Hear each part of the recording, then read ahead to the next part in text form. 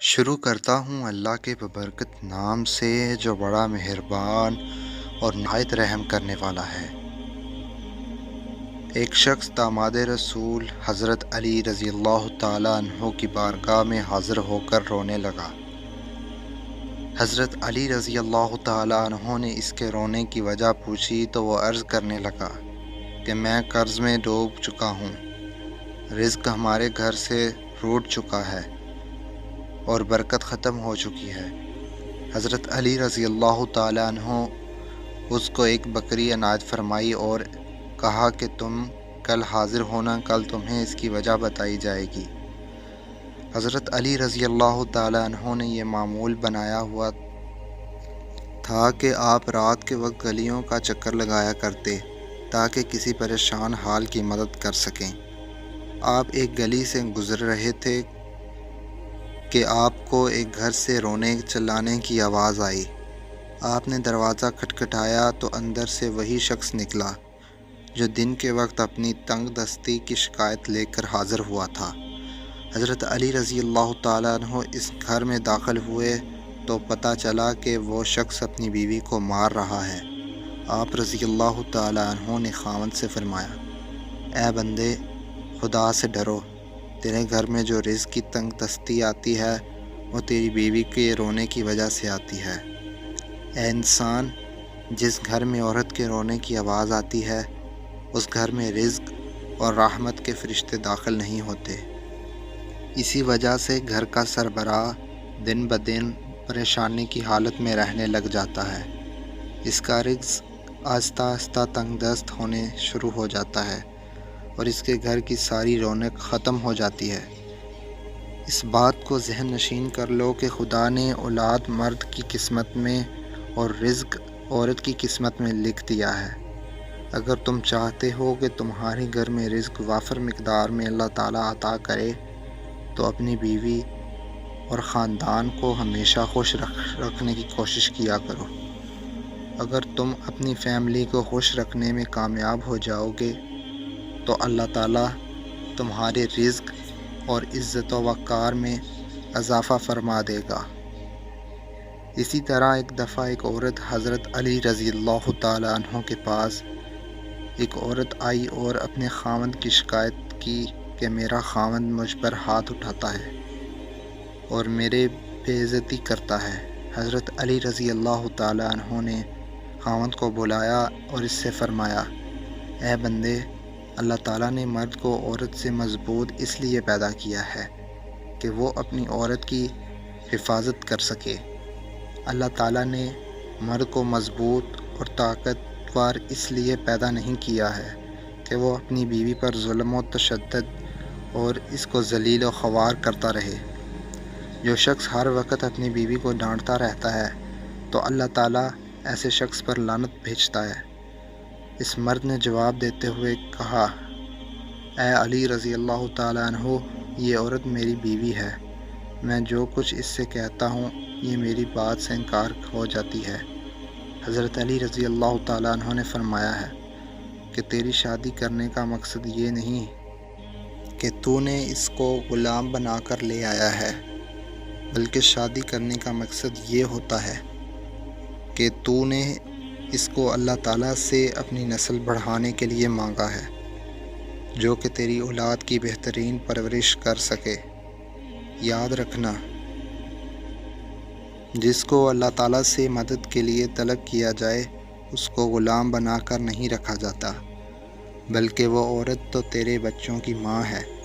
تجھے اس عورت کا ہر وقت احترام کرنا چاہیے کہ اس نے تیری نسل کو آگے بڑھایا ہے۔ اگر تم اپنی بیوی کو مارتے پیٹتے رہو گے تو تم اس کے بطن سے جو اولاد اللہ تعالیٰ نے تم کو عطا فرمائی ہے تو اس کے دل میں تیرے لیے بغاوت کے علاوہ اور کچھ نہیں ہوگا۔ نیک عورت کے بارے میں حضرت علی رضی اللہ تعالیٰ عنہ کا فرمان ہے کہ جب عورت اپنے خاوند سے ناراض ہو تو خاوند اس کو یہ بات کہے کہ میں تو ساری زندگی تیرے ساتھ ہی بسر کروں گا۔ نیک عورت کی یہ نشانی ہے کہ وہ اپنے گھر میں کی اچھی اور بری بات کسی سے ظاہر نہیں کرتی۔ وہ اپنے بچوں کی تربیت و پرورش اس طرح اچھی کرتی ہے کہ معاشرے کے لوگ اس کی تعریف کیے بغیر نہ رہ سکیں۔ روز قیامت بھی اللہ تعالیٰ نیک عورتوں کو جنت میں اعلیٰ مقام عطا فرمائے گا۔ نیک عورت وہ ہے جو اپنے خاوند کی غیر موجودگی میں اپنی عزت اور مال کی حفاظت کرتی ہے۔ کسی نے حضرت محمد صلی اللہ علیہ وآلہ وسلم سے دریافت کیا کہ بہترین عورت کون سی ہے؟ حضرت محمد صلی اللہ علیہ وآلہ وسلم نے فرمایا کہ سب سے اچھی عورت وہ ہے جب اس کا شوہر اس کو دیکھے تو خوش ہو جائے، شوہر کے ہر حکم کی پیروی کرے، کوئی ایسا کام نہ کرے جو اس کی عزت اور شوہر کے عزت کے خلاف ہو۔ عورت کی محبت سب سے زیادہ اس کے شوہر کے لیے ہونی چاہیے۔ اس بات کا اس طرح سے اندازہ لگایا جا سکتا ہے کہ نماز عبادت کی سب سے اعلیٰ قسم ہے اور سجدہ اس کی چوٹی ہے۔ بیوی کی محبت خاوند کے ساتھ اتنی زیادہ ہے کہ اس کی مثال قائم کی گئی ہے۔ سید ابو ہریرہ رضی اللہ تعالیٰ عنہ فرماتے ہیں کہ میں نے نبی کریم صلی اللہ علیہ وآلہ وسلم کو فرماتے ہوئے سنا کہ اللہ تعالیٰ کا حکم ہے کہ اگر میں اپنے علاوہ اپنی مخلوق میں کسی کو سجدہ کے لیے مقرر کرتا تو بیوی سے کہتا کہ اپنے خاوند کو سجدہ کرے۔ پھر رسول اللہ صلی اللہ علیہ وآلہ وسلم نے خداوند کریم کی قسم کھاتے ہوئے فرمایا کہ عورت تب تک نیک اور پرہیزگار نہیں ہو سکتی جب تک وہ اپنے خاوند کے ہر حکم کی پیروی نہ کرے۔ مسلم عورتوں کو اس بات پر غور کرنی چاہیے کہ جس رب نے مرد کو 4 بیویاں رکھنے کی اجازت دی ہے، اس رب کے علاوہ ہماری ضروریات کے بارے میں بہتر کون جان سکتا ہے؟ اللہ تعالیٰ نے بس ان مردوں کے لیے ہی نہیں دوسری شادی کرنے کی اجازت دی جن کی بیوی اولاد کی مستحق نہ ہو یا پھر کسی دوسری بیماری میں مبتلا ہو، بلکہ اللہ تعالیٰ نے ہر اس مرد کو دوسری، تیسری یا چوتھی شادی کرنے کی اجازت دے رکھی ہے جو اپنی بیوی کو اخراجات دینے کی صلاحیت رکھتا ہے۔ جو خواتین اپنے مرد کو دوسری شادی کرنے کے لیے منع کرتی ہیں، ان عورتوں کو اللہ تعالیٰ سے ڈرنا چاہیے۔ میاں بیوی کے لیے بہتری زندگی گزارنے کے لیے دونوں میں محبت و پیار کا ہونا ضروری ہے۔ اگر دونوں کے درمیان کسی وجہ سے کوئی مسئلہ پیدا ہو جائے تو مردوں کو چاہیے کہ وہ اپنے گھر والوں کو بھیج کر صلح کروانے کی کوشش کرے۔ اگر بات بڑھ جائے، اگر عورت مرد کی نافرمانی کرنے لگ جائے اور اپنے مرد کے حکم کی تعمیل کرنے سے انکاری ہو جائے، اس مرد کو چاہیے کہ اپنے بیوی کو اللہ تعالیٰ کے عذاب سے ڈراتا رہے اور خاوند کے حقوق کے بارے میں آگاہ کرے۔ اگر ایسا کرنے سے بھی بیوی راضی نہ ہو تو اس کے ساتھ ہم بستری کرنا ترک کر دے۔ ہو سکتا ہے کہ بیوی ایک نہ ایک دن اپنے خاوند کی فرما بردار بن جائے اور گھر ٹوٹنے سے بچ جائے۔ اللہ تعالیٰ نے یہ سب کام کرنے کا حکم فرمایا، اس سے ظاہر ہے کہ یہ ہماری بھلائی کے لیے بہتر ہی ثابت ہوگا۔ اگر ایسا کرنے سے بھی عورت باز نہ آئے تو خاوند کو چاہیے کہ بیوی کو تھوڑی سی مار لگائے جس سے نہ تو نشان پڑے اور نہ ہی ہڈی وغیرہ ٹوٹے۔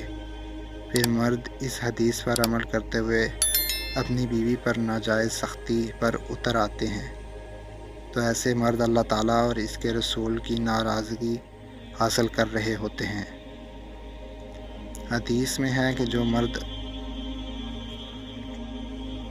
اپنی بیویوں کو مارتے ہیں وہ لوگ اچھے نہیں ہیں۔ جن مردوں اور عورتوں کے درمیان بات بڑھ جائے تو دونوں کی طرف سے ایک ایک فریقین مقرر کیا جائے جو کہ مرد اور عورت کے رشتہ داروں میں سے ہو۔ وہ فریقین دونوں میں آپس میں صلح کروا دیں۔ اگر معاملہ حل نہ ہو تو دونوں کو طلاق کروا دیں۔ ان فریقین کی بات ان دونوں کو ماننی پڑے گی۔ یہ مرد کے لیے جائز نہیں کہ وہ نہ تو اپنی بیوی کو طلاق دے اور نہ اس کے ساتھ زندگی بسر کرنے کی رضامند ہو۔ جو لوگ ایسا رویہ اپناتے ہیں وہ سخت گناہ کے زمرے میں آتے ہیں۔ ہدایت یہ دی گئی ہے کہ کوئی مرد مومن کسی مرد عورت سے نفرت نہ کرے۔ اگر وہ تم کو ناپسند ہو تو ہو سکتا ہے کہ خدا نے اسی میں تمہارے لیے بھلائی رکھی ہو۔